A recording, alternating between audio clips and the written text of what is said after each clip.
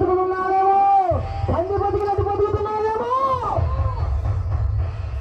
పరిశీలన చేసుకొని నీ కొరకు నీ భర్త ప్రాణం పెట్టడు, భార్య నీ కొరకు ప్రాణం పెట్టదు, పిల్లలు నీ కొరకు ప్రాణం పెట్టరు.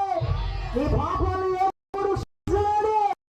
మానవ రూపంలో దేవుడు యేసు క్రీస్తులోనే నీ పాపాలు విమోచన. ఈ రాత్రి నీ కొరకు ప్రాణం పెట్టింది ఎవరు? పరిశీలన చేసుకో. ప్రాణం తీసే వాళ్ళే నీ చుట్టూ ఉన్నారు, కానీ నీకు జీవం ఇచ్చి పరలోక రాజ్యంలో చేర్చిన నాదుడు ఎవరు ఈ లోకంలో లేరు. యేసయ్య తప్పనిచ్చి నన్ను ఆరాధించేవారు, ఆత్మతో సత్యముతో ఆరాధించాలని ప్రభువు వారు బోధించారు. మనకి మారు మనసుమైన జీవితం జీవించమని, మంచి ఫలములు కలిగినటువంటి మనిషిగా జీవించమని, చనిపోతే ఆత్మ పరలోకానికి వెళ్ళాలని నా యేసయ్య నీకు బోధించాడు. ఎవరినో చూసి నీ జీవితాన్ని ఎందుకు పాడు చేసుకుంటావు? నిలబడి ఉన్న వాళ్ళు చూసి పడిపోయిన వాళ్ళే యేసు కొరకు జీవించు.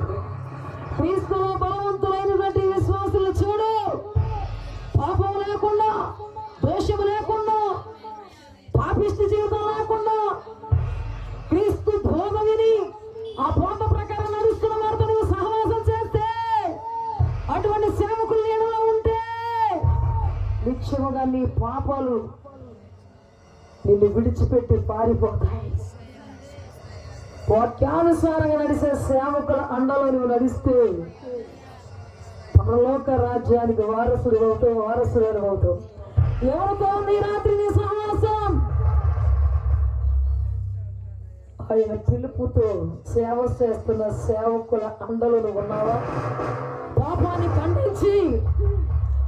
ఖండిస్తూ వాక్యానుసారంగా నడవమని బోధిస్తున్న సేవకుల అండలో నువ్వు ఉన్నావా లేదు?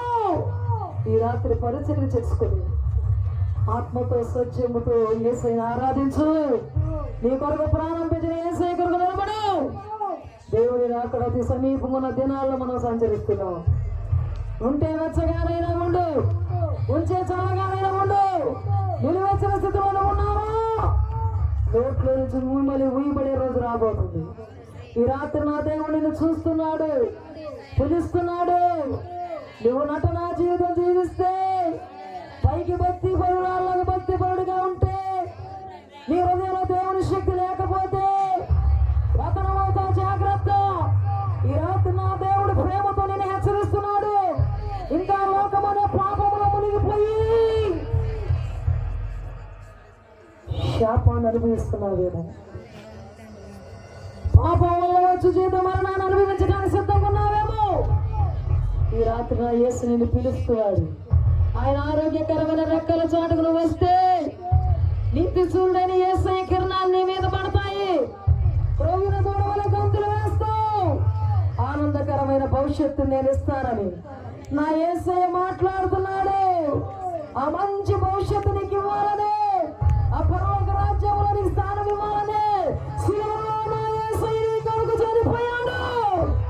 మృత్యుంజయుడు తిరిగి 3వ రోజు లేచిన దేవుడు, ఆయన పేరే నజరేయుడైన యేసు. ఆరాధన చేసుకుందాం. సజీవుడైన యేసుని ఆరాధన చేసుకుందాం. పాపాలను క్షమించే మన యేసుని ఆరాధిద్దాం. పరిశుద్ధమైన జీవితాన్ని యేసుని ఆరాధిద్దాం. పరిశుద్ధమైన జీవితాన్ని జీవించి పరలోక రాజ్యానికి వెళ్ళిపోదాం. హల్లెలూయా, హల్లెలూయా. యేసయ్యా కనికర పూర్ణుడా, మనోహర ప్రేమకు నిలయుడా. యేసయ్యా కనికర పూర్ణుడా, మనోహర ప్రేమకు నిలయుడా.